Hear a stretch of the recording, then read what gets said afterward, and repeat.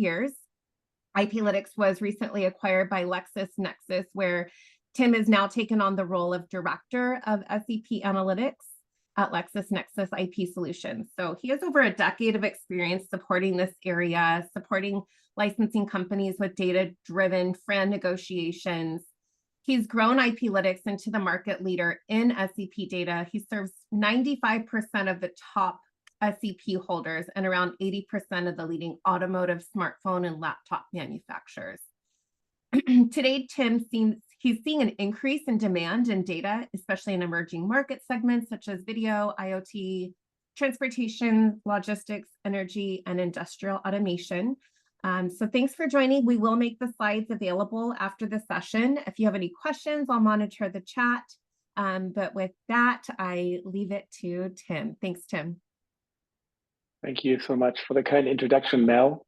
And thanks for having me. I will now share my screen for the presentation. Give me 1 second. Please let me know if you can see that now. Looks great, Tim. Awesome. Very good. Let me start with a slide explaining that the world of standardization is complex, and that is also why the data behind it is complex. I know some of you that joined this webinar today are very experienced with standards, but those, for which that is much more a new industry. Just to explain that technology standards are not standards that you set and they're done and they're finished. They are technologies that develop over time, right? So standards evolve. We have new releases coming up. If you think about your iPhone, even if it has 5G already, the later version of an iPhone uses the next release, right? And there's updates in versions of these standards. And then, of course, the bigger technical change comes in generations like 3G, 4G, 5G, or Wi-Fi 5, 6, 7, AVC, VVC, HEVC, VVC, right? It all comes in different generations, and specifications evolve and technology evolve. And even more within IoT, we have now particular protocols within 4G, 5G, like NB-IoT, LTE-M, V2X, that serve particular use cases because the standard uses a certain portion of the standard, another technology than maybe a phone would use when using 4G and 5G. So that all complexity is important to understand if you want to understand how products implement these standards, smartphones, laptops, differently to, for example, vehicles or IoT devices or video cameras or autonomously driving robots. So, every product has a particular use case and therefore uses standards and implementation of those a bit differently. The big challenge that we at IPlytics and now LexisNexis IPlytics have been working on is that information on standards on the one hand and patents on the other hand are divorced, right? The databases are not connected. And there are, some challenges with that. First, even though some standards organizations put patent numbers on their websites to show these are potentially essential patents, there's no information behind these patent numbers, right? So there's no information on ownership or if these patents are even valid or granted in a particular jurisdiction. But even more difficult is that some standards organizations don't even list those patents on their website. They just say, these are companies that have been working on the standard and they offer their patents under FRAND, but there's no actual list of patents, right? So you don't know if these companies own maybe a single patent or a portfolio of 1,000 patents. And it makes a big difference, right, of the magnitude of those portfolios. And finally, of course, those standardization organizations also do not provide you with any information whether or not these patents are actually essential, right? So these are potentially essential. They declare to license them under FRAND, but there's no claim charts, right? There's no evidence of infringement when you use the standard, right? So these are challenges in the data that we identified that we thought will need a tool or a database to solve. When we talk to customers and implementers of a standard, we get very typical frequent questions. For example, hey, I don't even know which standards our products implement because we use a lot of components of suppliers and I'm not always aware what kind of standards they implement. However, as an OEM, SEP owners come after you and ask for royalties, right? Of course, the second question would be, okay, that's fair. But who are these companies? Is there an overview of all the companies that may ask me for royalties that have valid essential patents, right? How many of these owners are out there, and how much do I have to pay, right? And that last question is the most frequent one. I understand we have to pay for patents, but can I understand how much, so we can plan that ahead, so we can put it into our projections of, you know, costs and save money and put that in a certain account.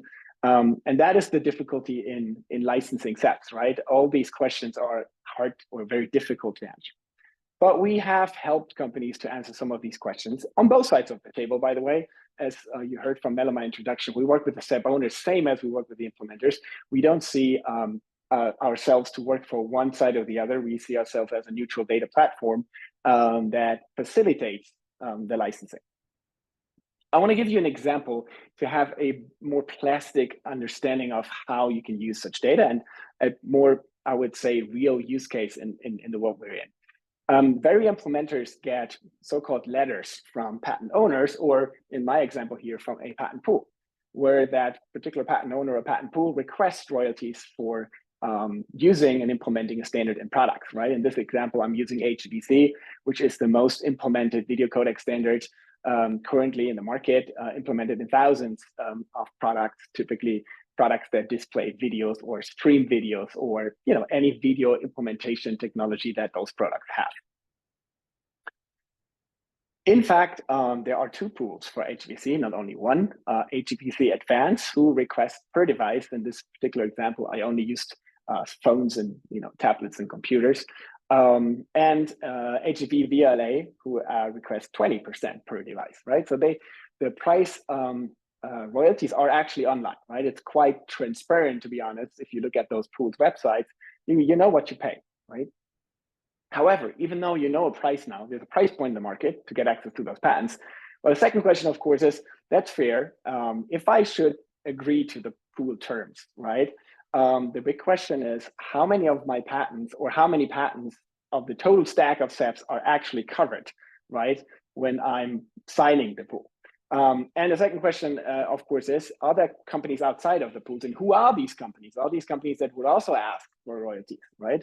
And even more, do I know all the companies outside of the pool? Are there potentially patent assertion entities that have acquired patents meanwhile that I'm not even aware of, right?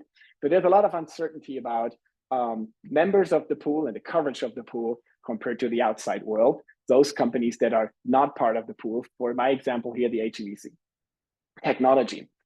So if I would visualize it, right, you see the market of licensors in these different squares. So I know the pool, both together combined, would ask for 40 cents and 20 cents and some 60 cents. But I don't know the share of the pool, and I don't know who's outside of the pool also owning patents, right? I can see the members on the website, but I don't know those companies who also own patents outside of the pool, even though they are well-known companies, but there may be also not so well-known companies, smaller companies, like patent assertion entities. This is exactly where we at IPlytics and LexisNexis want to provide information to fill these question marks with data, to give you an overview of who are these companies inside and outside of the pool, right? And with our database, we try to tackle two challenges here. First of all, identify patents that are not publicly listed, right? If those patents are, for example, hidden under so-called blanket statements, and give you some idea of which of the patents that are listed are in fact rather essential, or those patents that look unrelated to the standard, right? And we do that for different technology standards. We do that for cellular technology, 3G, 4G, 5G, video technology, AVC, HVC, VVC, AV1, VP9. We do that for Wi-Fi. We do that for audio codec, wireless power, cellular IoT, and also broadcasting, right? And for all these different technology standards, we create landscapes as a starting point for any negotiation. So you can see, well, this is the share of the pool. These are the companies inside of the pool. And this is the share outside of the pool. And if you're only selling products, let's say in the United States, we allow you to see how does this landscape look like if only I consider active and granted US patents, right? I don't care about all the other foreign assets they have, right? So really something informative that can allow you to look at the landscape in different scenarios of product manufacture. ultimately, the information needed by most of our customers is what is the share of a patent holder or a patent pool, meaning what is the numerator, what is the portfolio size, and what is the total stack for each stem, right? So that's the basic question that everyone has. And this is a screenshot of IPlytics, and you can see that in the screenshot, we have visualized those pools and the share of pools, for all members aggregated in a group, and then directly visualizing those companies not part of the pool and the share and ownership of patents of these companies. Right? Hey, Tim. Yes, please. Hi, we have a question. Somebody is asking, Right. how is essentiality determined? I'll come to this one later. I have a whole slide of that. All right. Right. And it's a valid and very important question, of course. Right. And not to spoil anything, of course, IPlytics has not yet developed an AI that 100% would replace claim charting, right? Unfortunately, we're not there yet, but I'll talk about that in a minute. Coming back to our view on the market from the perspective of an implementer, looking at the licensors, right? We use some IPlytics data now to look at what is the share, if we would think for HEVC patents, both pools combined, HEVC Advanced and VLA Advanced. And our data, as to a particular analysis we did here, says they both together have about 52% of the patents covered in both pool programs. There's some overlap of membership even, but that's the number we came up with. Again, this number may not be the truth of the real share, but it's a direction and a ballpark number that every implementer can understand. Well, these pools actually cover quite a lot of patents. And I can tell you the HEVC pools are pretty good. They're pretty big, they have a good coverage. Now, the big question of many of the customers will be, we know the rate now, right? 40 cents, 20 cents, 60 cents together. We know they both together cover about, a little bit more than 50% of the whole stack of patents essential for HEVC. Now, how can we possibly now take that information and extrapolate an aggregate royalty? So I know, even if it's a ballpark number, how much I will end up paying in royalties in sum, right? So I want to give you examples here for real world data for HEVC and Wi-Fi, just to show you how this can be easily calculated, right? So taking the number 60 cents, again, HEVC Advanced, VLA, HEVC pools, and the share of 52%, we can already, with simple math understand if the share was 50%, it's $1.20, right? It's pretty easy to extrapolate it. Still want to give you the equation here.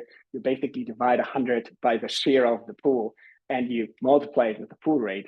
And if you do that more precisely, you come up with $1.15 per HEVC compliant device, right? So we assume now the pool price, right, is a reference, is a fair reference of a market accepted price. And assuming that, we can extrapolate what all the outsiders can ask on top of that, right? Assuming, again, outsiders and insiders have similar valued and essential patents, right? There's a lot of assumptions here, but again, it gives you a good starting point to start negotiating. Because with that data, you now have all the question marks with data, right? And again, this is not the truth. So I'm not saying we can determine the exact price, but we can determine ballpark numbers that give you a feeling, a gut feeling, this is probably what I end up paying, right? We know 60% through the pool and about almost the same amount, 55% through outsiders, which comes in that calculation to the $1.15, right? Interestingly is now also, we can now calculate for each of the outsiders of the pool, the Qualcomms, the InterDigitals, the Nokias, Ericssons, Key Patent Innovation, Dolby, some patent trust, those companies outside of the pool, we can calculate their HEVC patent share. And based on the reference point, the pool price, what they would ask, right? The royalty they would ask, right? To, basically appreciate the size of their portfolio, but take the reference point of the pool license and say, you should ask probably the very same money per patent as the pool does. Now, again, the assumption of all this is also that the pools actually have a rate that is market accepted, right? And that is something to determine by some market experts and economists. I'm an economist myself, and I would argue, if I look at the numbers here, HEVC Advanced has 42 licensors and over 340 licensees, very similar number, HEVC VLA, 47 licensors. Again, there's overlap. The total of both is not beyond 90, it's a little lower. And they even have 440 licensees. I would argue if you manage to get so many licensees and licensors together to agree on the price point is pretty market accepted, right? Again, I'm not saying that the pool patents have the equal value than the outsider patents, right? Any patent holder, a subholder may argue, hey, the pool patents have lower quality or lower, whatever.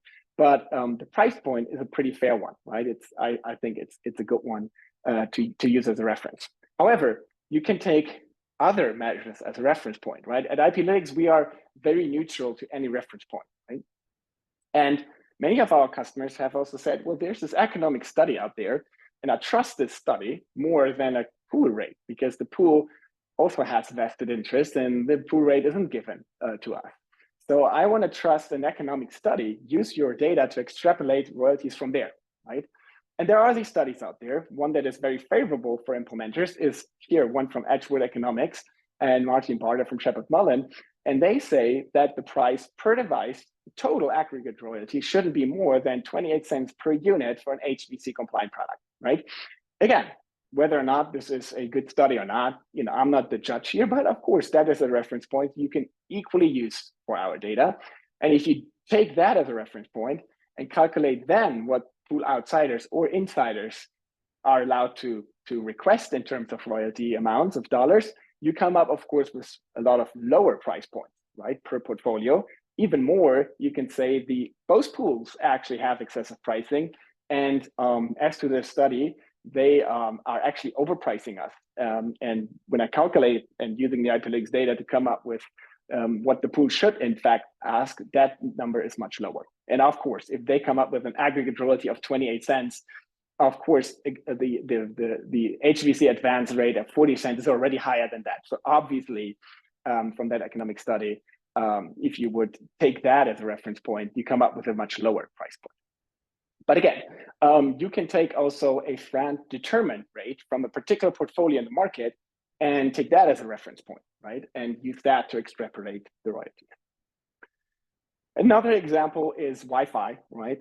We have the Wi-Fi 6 patent pool administrated by Sysvel here. They ask for 50 cents per unit. Currently, as to our data, the Wi-Fi 6 patents they integrate represent about 16.34% of the market, which would extrapolate in that similar equation as I showed you for HEVC to a total of over $3 per unit, right?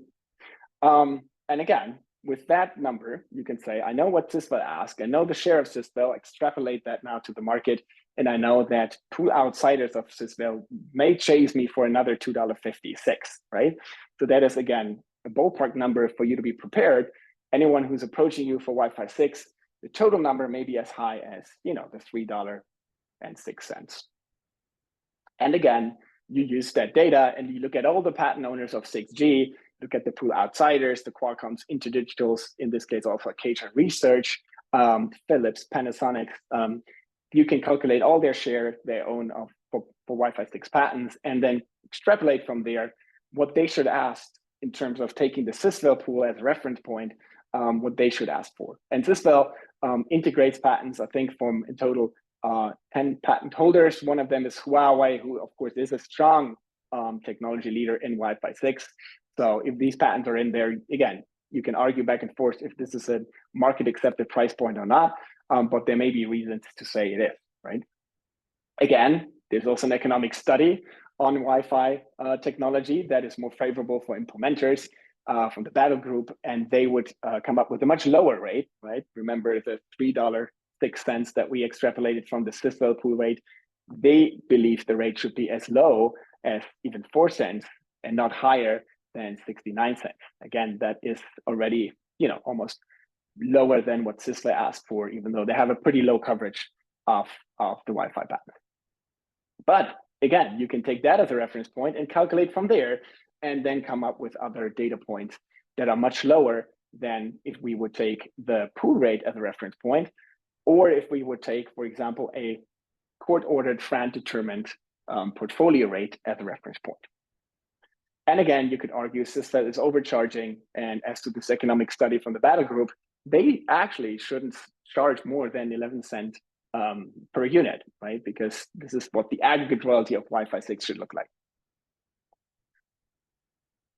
how can you use our data now? I think in a FRAND negotiation, we are always appreciative of both sides of the table, right? And I think both sides come to a FRAND negotiation with very different views of a price point, right? And that may be, very far from each other. Using data to somehow find at least common ground on how, what's the pool or what is the portfolio coverage of the total stack of patents, getting at least some ballpark numbers here allows to very quickly identify if a SEP holder's offer may be from the beginning very excessive, right? It's 10 times more of what our data would suggest as putting the pool as a reference point. Again, a patent holder may argue that patents are more valuable or, for whatever, more core to the technology, but are they 10 times more valuable? Rather not, right? So the argument has to be that if they are more valuable, to what factor and, what is it? And I think a pool rate can, if the pool is accepted by both licensors and licensees, be a good reference point. There may be economic studies that can work as a reference point. And again, there are court-ordered FRAND determined rates of portfolios, especially now with the latest rulings in UK courts, that you can use as reference point as well, right? So we have many customers, of course, that are more experienced implementers, and they have closed deals with SEP licensors. So they have their internal reference points of what a portfolio should cost, right? And if you want to compare the portfolio of one SEP licensor to another, it's hard to do that, right? Because it's apples and oranges. But with our data, you can make it more comparable and kind of say, hey, your portfolio is similar size of the deal I just closed last month, and you asked double the price. So that doesn't make sense to us, right? We have a comparable license here. You can unpack that and see that it doesn't work, right? And that's what our data is used for. In the end, we really want to work and help support to reduce the time of negotiation and licensing deals. Legal fees are through the roof. If that takes years, and it doesn't help both sides of the table. We want to help parties to prepare and have actually a more data-driven, more objective approach to, arguing and providing and preparing their FRAND argument. We also want to mitigate risk to allow our customers to see and foresee patents have changed ownership. There's a new company that may aggressively license these patents soon and may approach me. I need to, put that into consideration. Or there's more litigation coming up, if, let's say, for the latest Wi-Fi 6, I can monitor that in the tool. I have to be prepared that I'm targeted soon as well. And of course, with some of the ballpark numbers that I showed you today, you can already, as a IP professional, plan and provide some information, even if it's ballpark numbers, even if it's a range, to your financial department and say, well, we looked at pool rates, we looked at other reference points in the market, and taking all those data points together, we come up that the total aggregate royalty may be as high as this, but if we're lucky, as low as this. Like you can directly come up with a range that you can plan ahead and kind of have some ballpark starting points to plan your licensing and defensive strategy. Now, a big question, of course, the world is not as easy as it seems, right? Simply counting all the patents per portfolio is, of course, straightforward. It's objective, but it may or may not best represent the value of these patents or the essentiality rate of these patents. And of course, we have to think about that and consider that to some degree, if it makes sense. We have two challenges that we typically are encountered with at IPlytics that we, at least to some degree, try to tackle. The first one is over-declaration, right? We know if we look at the database like the Stellar Etsy database, that this database contains a lot of patents that are not essential, right? Some even say only 20% of those patents are essential. Some say even less of those patents. So we have to be aware that these essentiality rates also may differ across portfolios, right? If every patent owner has the same essentiality rate, then we can still use the data, right? Because it doesn't matter. We care about shares and not about total numbers, maybe. But again, that is also different per company and per portfolio. What we have done at IPlytics, we have created a model, which is AI-based. It's based on a transformer model where each claim is compared to the section of the standard it has been declared to, right? The the system basically tries to identify elements in the claim and tries to match these elements with sections in the standard to have something that looks very similar to a claim chart, right? And then we score the claims and the section combination to come up with, there are, let's say, these 2 or 3 claims that relate each of those claims to 3, 4, 5 sections in the standard. And if they have a certain score, typically above 90%, we would consider them as likely essential, right? Our customers so far have used this, we call this semantic essentiality score, in multiple ways. I think one is very straightforward. If you have a portfolio that someone sends you, or if you look at your own portfolio and you want to know, give me out of 100 patents, those patents I should look at to find the most essential ones, right? You use the score and you sort your 100 patents and you look at the top 10, I assure you find an essential patent. The other way around, someone sends you patents you want to say, you want to prove as being non-essential, you can say, give me the easiest to target, right? And we would give you the one with the lowest score. And you want to go ahead and say, well, that is not essential, right? We can prove it.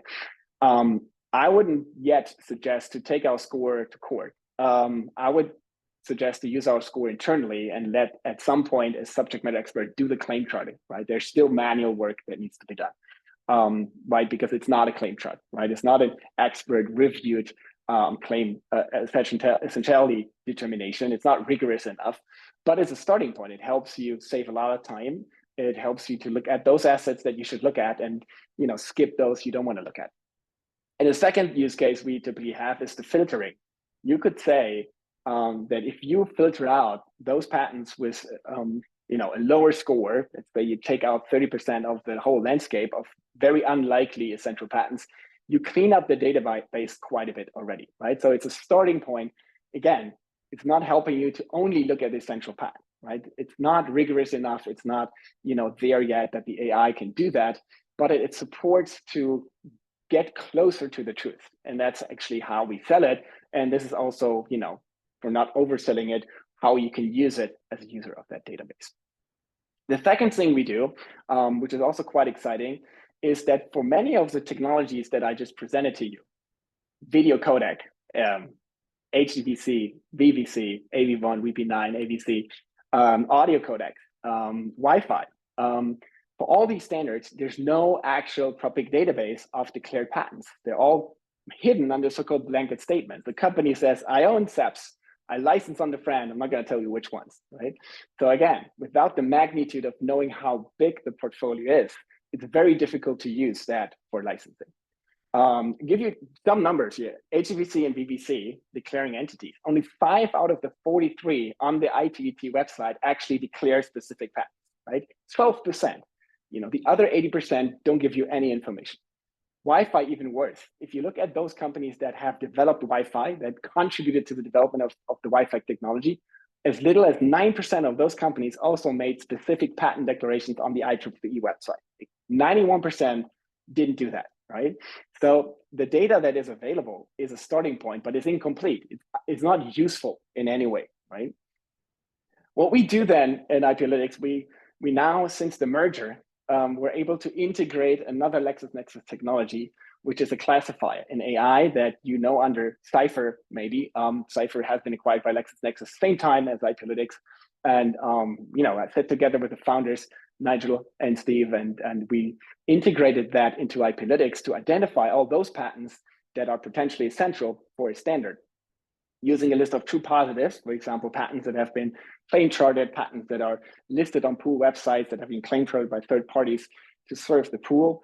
And we use that as true positive data sets, and we used also true negative data sets of patents related to a standard but proven to be not essential, and train the AI model to identify all those patents for a particular standard, which could be Wi-Fi, video codec, did for Qi standards, many different technologies, and to identify with this AI all those patents that are potentially essential. To basically have a database or a situation that is similar in the cellular space where we have Etsy, where all the patents are declared, right? Our customers needed a similar situation in the starting point to say, well, these are all those patents that are relevant for the Wi-Fi 6 technology or the HEVC technology, right? And starting from there now, I can do also some essentiality analysis with our SES scoring and kind of filter down to those assets that are more likely essential, getting, again, closer to the truth, even though IPlytics never is the real truth. We don't have a database full of essential patents, right? This is not what we can sell. What we can sell a database that is very close to showing you the major portfolios for a particular standard and the shares of those portfolios that are likely part of it. And the way it works, you basically have a interface where you can say, outside of what's public, give me all those, we call them undeclared patents, patents that should have been declared, but haven't been declared because of the practices of those companies that keep the patents, private. You can activate them in the software, and then you get up in a dropdown. You can actually choose them and select them, and you can, do that for all these different standards that we have identified those for video, Wi-Fi, audio, wireless power, cellular IoT, broadcasting, semiconductors, EV charging. There's different standards technologies that we created these landscapes for, or are still in progress to create these landscapes for. That a little bit about the data challenge, right? Of course, I would love to have more of you guys become customers, or at least start a conversation with us. If people ask why should we work with IPlytics, I think IPlytics has a great coverage of data across multiple standards. We don't only have data on patents, we also have equally data on the full text standards documents, on the contributions that companies submit to have different data points that you can use for step licensing analysis, market analysis in the whole space of patents and standards. We're quite granular in the data. We can break down different generations, releases, right? If you have an infringement case of a particular phone that only uses, the technology up to release 15 of 5G, you may want to filter out all those patents that are not part of it, right? And you need those filters and refinements to do that. And then we have these two approaches of how to value and identify essentiality with our semantic essentiality score, and how to identify those undeclared patents, both of these technologies AI powered, to get you closer to the truth where data is missing, right? Where we don't have patent declarations and where we don't have essentiality information. I think, and we heard that in the introduction already, you think about the top 30 step holders, we already have 97% of customers, shows that our data has high quality. We work with those SEP owners also to validate some of our data points because they have developed the technology. They have invented it, right? It's important to work closely with them, but we equally work closely with the companies that implement standards and that have to pay royalties, and which are often in the dark about that data, right? So we have that position in the middle, and we have a good market share in both camps, right? And in the middleman of patent platforms and patent pools and brokers and law firms that support and help the whole process, obviously.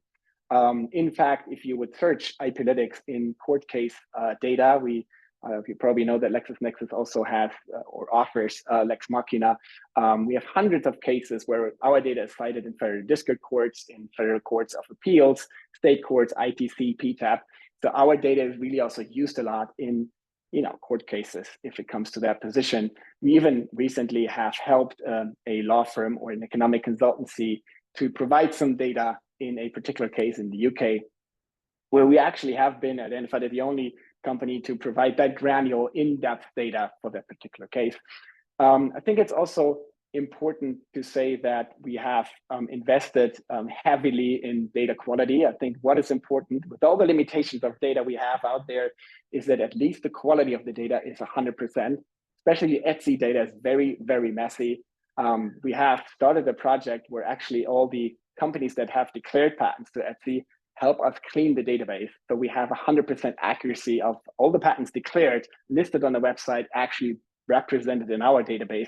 So we're not missing anything. I think that's another plus that we've been working on.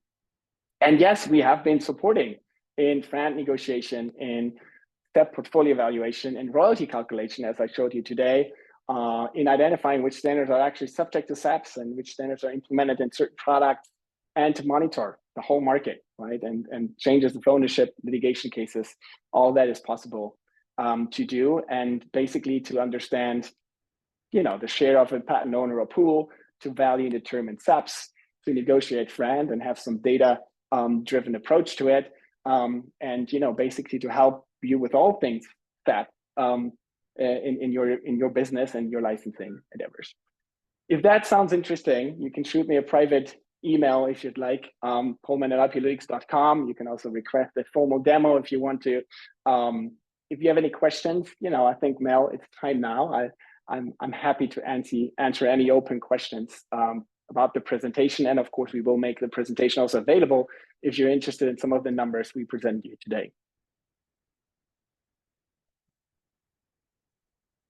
And you have a lot of questions here in the Q&A box. Can you see them? Very good. You want me to read them to you? I don't see them. If you could read them, that'd be awesome. Sure. Yeah. Okay. So so Jason, are you good on essentiality, how it's determined? I know, Tim, you covered that. Many standardization participants file applications in the process of drafting, but the standard might choose different paths. Would those outliers, which show textual similarity, still show up as relevant? No, 100%. I think that is also the nature of over-declaration, right? I don't think too many companies on purpose over-declare. By law, you have to declare anything that slightly looks essential very early on. And of course, our algorithm is using exactly that. So we're not only comparing claims to final standards, we're also comparing it to contributions of standards and whether or not these have been accepted. So there's many ways of how our data scientists make sure we better understand relationship of patents and standards, while very creative patent attorneys also can amend claim language, within the application before the patent is granted, to also align language to the evolving standards, right? So there's two moving targets. So there's a big challenge. And that's also why the challenge is so big. It's why we cannot really say we have 100% determination of a rigorous claim track, right? That's yet impossible. But I think we think about all these cases, we very well understand that a very early on declared patent may change and the standard changes, and then claims are here and standard is there and they have nothing to do with each other. I think that is exactly what we want to identify. And I think we have focused on those cases to really try to identify unrelated patents to have them filtered out, right? The more challenging part is the gray zone of those patents where the claim language is close to the standard, but is it really essential, right? Is it actually essential, all claim elements to be mapped to the sections or just a few? So that is the more difficult one to determine, if that makes sense. All right, next. If only a portion of the standard specification is implemented, how to come to know whether there are steps for that particular section of the standard specification and where the ownership of those patents lies? It's a good question. I think for some technologies, like certain protocols in, let's say, 4G, 5G, like NB-IoT, LTE-M, Cat1, we have information on which technical specifications and sections are relevant for those implementation. Sometimes we work directly with technical teams who can give us a list of technical specifications, and within those, only those sections relevant, because we claim chart or our score is scoring each patent to a section, not to a standard, right? So we are much more precise and granular. So if we get that information from a customer, or if in some cases we have it internally, we can actually do it. Of course, there may be cases where the customer, for the customer, it's unknown how the actual standard is implemented, right? Or the technical expertise isn't there, or you need like some re-engineering to do it. That's of course nothing we can directly help with. But if the information is available, then we have the precision of claim section combinations to really identify only a portion of the standard implemented and not the whole standard. That's an optional part that wasn't part of it, or helping you to reinvent around, right, and not use that particular option. There's all possibilities here, and we have precision to do that. And how will royalty determination happen in such cases if all the patents in the pool are not being implemented? I mean, if you can prove that you're not using a single patent of the pool, I think you have a clear case that you're not using the standard, right? I mean, by definition, a pool can only, offer a license to those patents that are proven essential. And not saying that a pool that lists all patents on the website, that all these patents are necessarily essential. Implementers have in courts, proven that some have been invalid and not essential, but I would at least say a patent pool program has a certain part of essential patents for sure, right? I think that is given, especially if you think about pools like the HEVC pools that have been accepted in the market. If you can prove you're not using any of the patents, you're not really implementing the standard, right? So you're not complying to the standard. That's what you have to prove. And if that's the case, well, you don't have to pay anything, right? But if you're implementing the standard, I think there's little chance that you can prove a pool covers not patents that you're infringing, right? That's at least a scenario I haven't heard about, and feels unlikely because by definition, a patent is only essential with any implementation of the standard, right?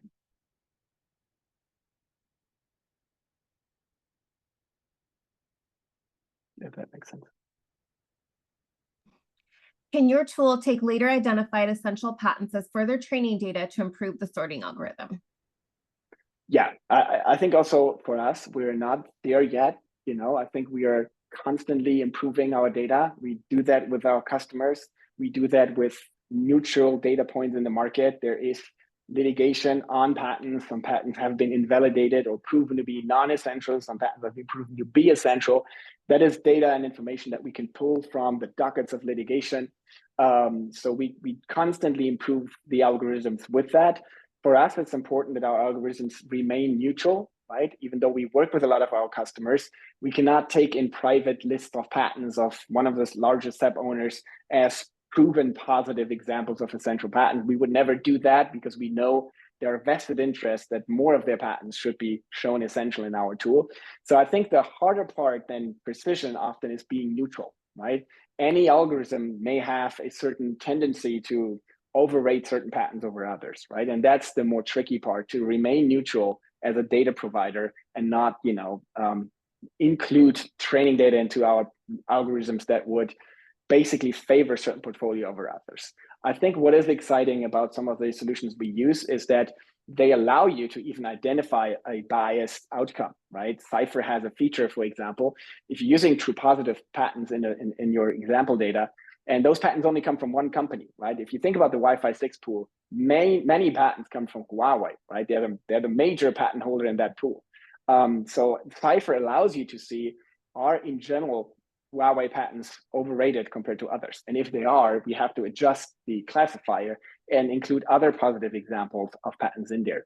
So with those kind of features that are available now in the market and available to us now, which is great, we can at least rule out some of the biases that you could potentially think of, right? But again, we're not there yet. The more data is in the market, the better those tools get, and the better those algorithms get, and the more precise and less biased they get, if that makes sense. How do you find a starting rate if there's no established pool rate? That is very difficult. We work with many patent pools, and they have asked us similar questions if we can help with determining a starting rate of a pool. However, I think the starting rate is to establish the reference point, right? And I think that must start in conversations with both SEP holders and implementers, companies who know the technology, maybe who have been licensing former generations of the technology, maybe also with some economists that can kind of estimate the value the standard brings to a certain product. That's typically not what we offer at IPlytics. We take the result of that as reference points and build it in our models, but we don't create the reference point because you need different data for that, right? Again, how much value does a certain standard bring to a product? I think is a very technical question, or a question for a market expert who knows, why a product sells in the market and, what is the selling USP in the market for that product. And that's not what we can estimate, right? We have a database of patents, standards, and contributions, take reference point from the market and extrapolate that in our tool.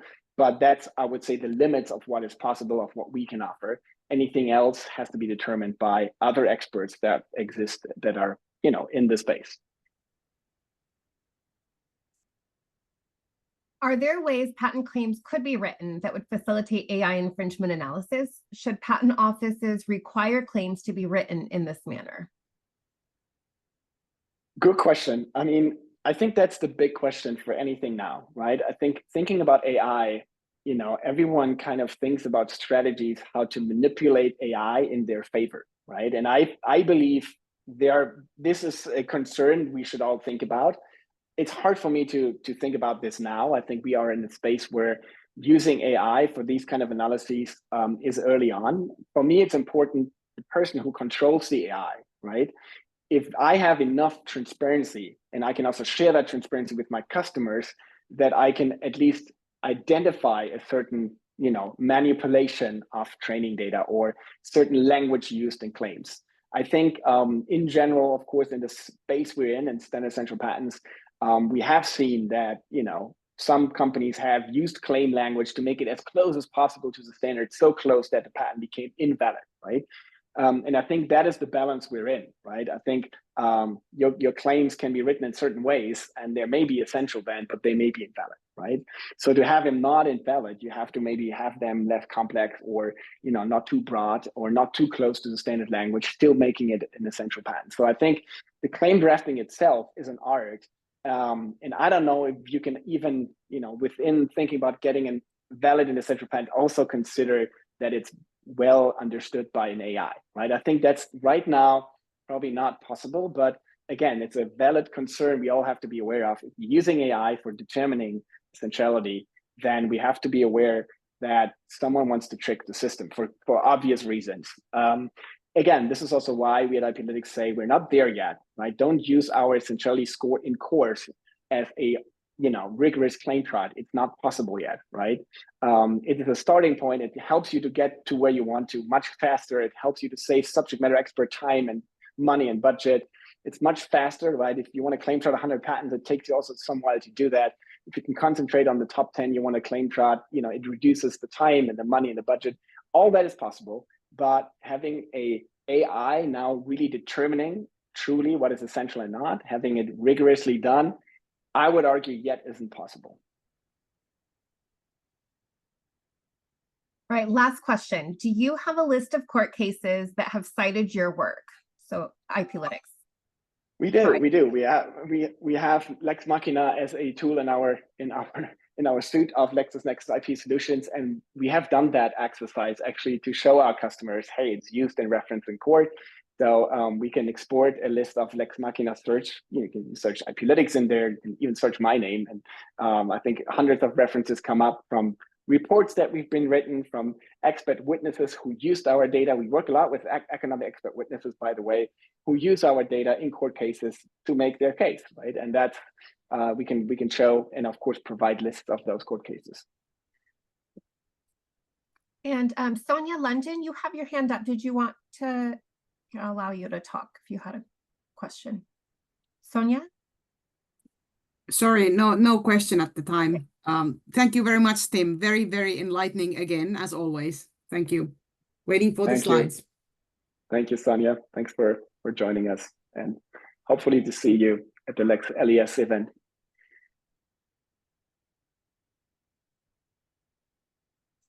Excellent. Well, this concludes the webinar. Tim, thank you so much for all of your insights and answering all of our questions. We'll send out the slides with some more information that would be available. I'll put it on the member portal for those of you that are lot members, and then you'll receive an email from us as well.